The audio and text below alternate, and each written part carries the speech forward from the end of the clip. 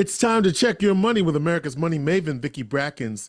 Vicki Brackens is the president of Brackens Financial Solutions Network, LLC, and a registered representative of LPL Financial, member SIPC. Vicki, how are you doing on this great Sunday morning? George, thank you. I'm doing quite well on this great Sunday morning, as you say. But before we get too far into our conversation today, I want to make sure I say something to you that's going to probably curl your hair. I Wait, a met, little bit of hair. yes, that curl that hair. Okay. I met one of your super fans. Okay. I met one of your super fans of Inspiration for the Nation this week. And I Uh-huh. just want to do a quick shout out to Miss Elta Johnson. Ethel You remember? Johnson, get out of Yes. here. Oh my God. Oh my God. Now, Okay. now, now, Ethel met me when I was a little pup. She told me. That's what she said. Yes. Okay. Seems that the two of you had a very nice career together there at Yes. KeyBank. Is that right? Yep, at Key Bank. At Yes. KeyBank. Okay. And she was all compliments and smiles when she was reminiscing and telling me about your time together at KeyBank, but also how much she enjoys listening to the show on Sunday mornings. Now, Ethel, thank you go so ahead. much. Okay, you should say that. She told me something like when she's getting, I guess a lot of people while they're getting ready for church, Yes, yes, okay, yes. listen to the show. But I asked her a question that I'm going to ask the audience, because she reminded me of something that I haven't been asking the audience, okay, lately. And Mm. that is one of the comments she made was that she was very happy about the way we make things so clear and come back and recap to bring everybody forward and try and keep everybody engaged. But I realized that I hadn't asked the audience in a while for questions. So I'm asking you right now, get a piece of paper. Here's the email address, info@Brackens, Brackens, FSN.com. info@brackensfsn.com. Please send me your questions. You got something on your mind, you read something in the news, folks talking about it around the coffee. Do people still do this at the water fountain? No, Please, it's the water cooler. excuse me, the water cooler. or or the coffee or the Keurig. Oh my God, this go, George. Okay. Okay. The Keurig. Okay. Send me your questions because we'd like to make sure that we are addressing the issues and addressing the things that are top of mind for you. Did, Also, before I go too far, yes, well, George. did she have a question though? Oh yeah, but I'm not gonna tell you what it is yet. Okay. We gotta see. Oh, this is how you know we did not reherse because that's what I No, okay. said. She gave me a question that I'm going to research to make sure Oh, that we bring okay. that topic going forward. All Okay. right. And she wanted more information there. So what I also want to make sure we do before we go too far is to go to everyone and say, first of all, that we are very concerned with the individuals who are still being impacted by the double whammy storms and hurricanes that we had this last Helena, month. and Milton, right? Helena and Milton, because both of those were incredible as far as their impact and the level of energy and destruction that has taken place between Florida, Georgia, and North Carolina. So, for those who have possibly concerns about anything on their financial backing that's happening because of those storms, again, feel free to reach out to us at info@brackensfsn.com. That dovetails, George, into what I really want to treat as our subject this week, and that is misinformation. Mm-hmm. The cost of misinformation. Yeah. Um, you know, I thought when this happened, and I feel so old. Or do I feel old? At the beginning of the internet, okay, as who was that? Oh, Al Gore said I created the He internet. created it. Yeah, yeah, yeah. George, you and I were around when that internet was created. I Okay? was, You yes. remember that AOL? Boop? You remember that Mm-mm. sound? Yeah. Okay, okay. But when the internet, okay, was as far as a technology was birthed, I thought that this was going to be the best thing since sliced bread. Mm. But like most things that happen, There are good things and bad things, as they say, that can happen all at the same time. Having information aggregated and so readily accessible is a great thing. But not having or losing the ability or not using our ability to fact check the information that we get is a bad thing. And what is happening right now is that many individuals who are impacted by the storms are getting information that is costing them money. Yeah. And that is something that we cannot afford in our economy, nor can we afford in our lives. So those of you, I'm not sure, well, I know some people in Florida are listening and some people in North Carolina are listening, but most people here in Syracuse have people who are in those places. Yeah. You got people, you got family, you got friends. Please encourage them to go to official sources to receive the information concerning the financial backing and the financial process that's necessary to access funding through FEMA, to access funding through their insurance companies, to access funding through their local government, rather than just reading what's on the internet, because it's trash. I say it just like I feel like it's trash, and it's costing you money and time. Time is also money. And in many cases with insurance claims, George, you know this, have a filing time frame that you must adhere to in order to get the maximum benefit from your insurance policies and so forth. Please, please, please, misinformation. Here's another, though, that I think you're going to have some fun with, area of misinformation that I wanted to end with today.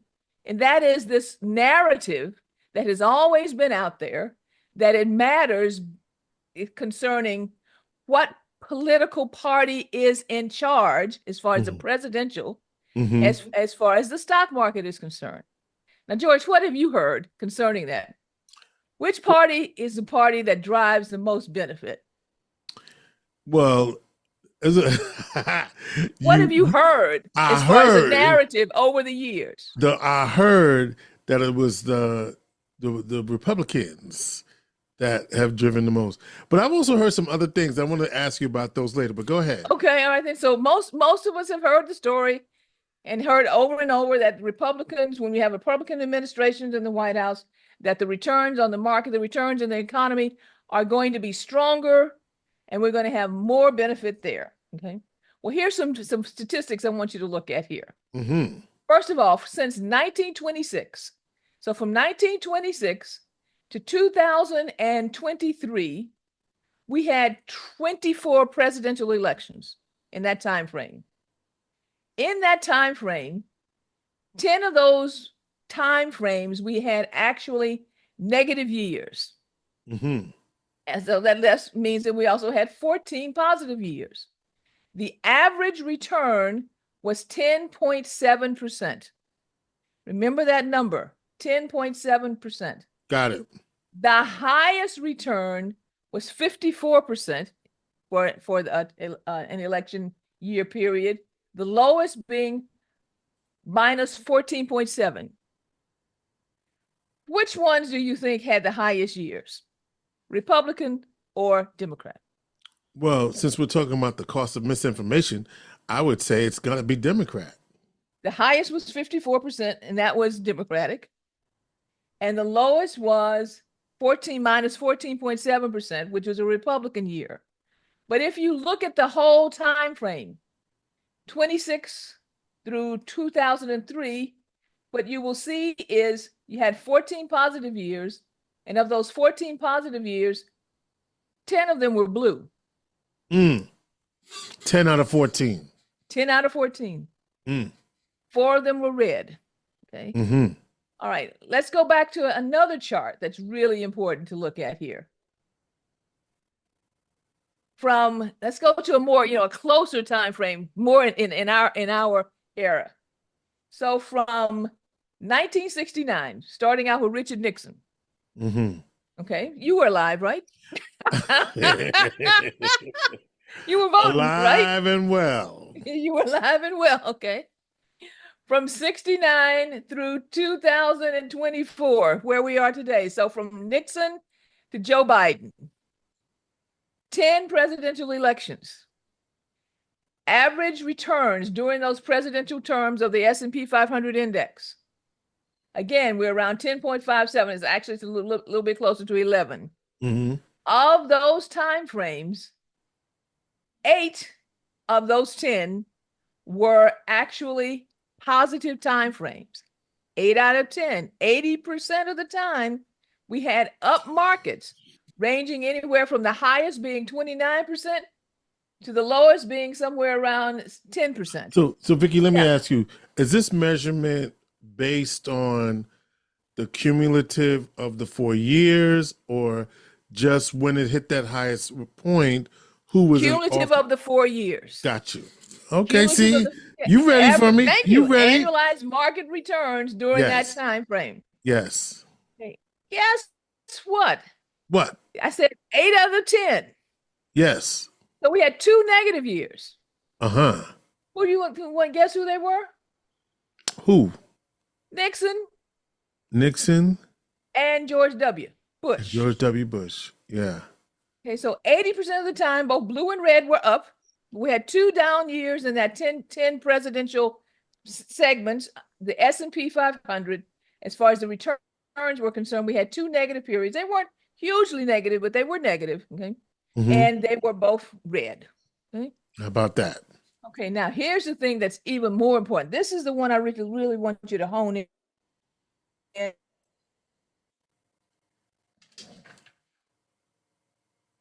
When it's a Republican administration, because it's going to do a whole lot better, or I'm going to invest my money when it's a Democratic administration because we'll do a whole lot better.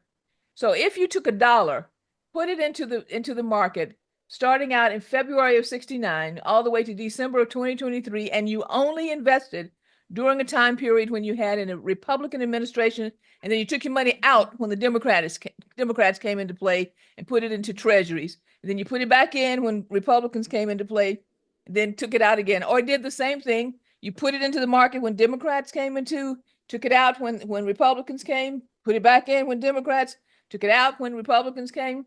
These are the results. That dollar from 69 to 23, and using that strategy with Republicans, you would have had $19. Oh, but over that time period, $19. Okay. Wow. If you did it during the time period when you had Democrats, you would have had $127. But here's the most important thing. If you just invested the money and you left it in there and you did nothing else and you didn't go through all of these gyrations trying to figure out which administration is going to be more favorable to me, you would have $223. Here's my point. Stay invested. Stay invested. Yes, there are tax policies that are going to be different, and those are things that can be controlled through your financial planning. And you and your financial planner can work through strategies to make sure you keep as much as you possibly can of what was earned, but don't pull it in and out of the market because you believe that one party or another is going to be more favorable, which the numbers actually haven't shown that to be. In fact, it's shown it to be totally opposite of the narrative. But the key is stay invested, because if you kept the money in both through Democratic administrations and through Republican administrations, you would have had a boom of return through all market conditions, because capitalism always works. I'm sorry. Some people don't like that, but I know some people don't like it. We're going to make money when we are going to make money. We figure it out. Sir. Stay invested. George, you got that? I got it. Okay, so I've given you some things in the past. Zero, no more. Remember Zero, that? no That's more. one of our mantras. Okay. Here's the next one. Stay invested. Okay. All right.